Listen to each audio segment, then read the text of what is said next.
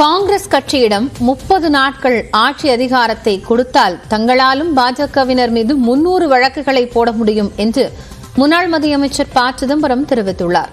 களம் 18 நிகழ்ச்சியில் நியூஸ் 18 தமிழ்நாடு தொலைக்காட்சியின் ஆசிரியர் கார்த்திகை செல்வனுக்கு அவர் அளித்த பேட்டியை தற்போது பார்க்கலாம். வாரிசு அரசியல் குற்றச்சாட்டு இந்தியா கூட்டணிக்கு எதிராக முன்வைக்கிறாங்க. தமிழ்நாட்டில் அவங்க பிரதானமா வைக்கிற 2 குற்றச்சாட்டு தமிழ்நாட்டு கட்சிகள் மீது, வேட்பாளர்கள் மீது. இந்த பாருங்க, வாரிசு பட்டியல் அதிமுகலையும் இருக்கு, பாரதிய ஜனதா கட்சியில் இருக்கு. நான் ஒரு நீள பட்டியலை போட முடியும். மோடி அவர்களுக்கு குடும்பம் இல்லை, ஆனால் மோடியின் அமைச்சர்களுக்கெல்லாம் குடும்பம் இருக்கு. மோடியுடைய முதலமைச்சர்களுக்கெல்லாம் குடும்பம் இருக்கு. அவர்கள ஒருத்தர் நிக்கிறார்னா அதை மக்கள் ஏற்றுக்கொண்டால் தானே. அடுத்த கேள்வி ஊழல். இந்த தேர்தல் பத்திரங்களை வைத்து மட்டுமே 100 வழக்குகளை போட முடியும்.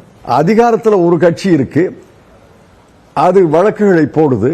இதே அதிகாரத்தை 30 நாள் எங்களுக்கு தாங்க, நாங்களும் ஒரு திறமையானவரை கண்டுபிடித்து அவர்கள் மீது 30 நாட்களில் 300 வழக்குகளை போட முடியும். வழக்குகள் போட்டதாலே அவர்கள் குற்றவாளிகள் நான் சொல்ல மாட்டேன். ஆனா வழக்குகளை வைத்து குற்றவாளி என்று முடிவுக்கு வர்றது ரொம்ப அதிசயம்.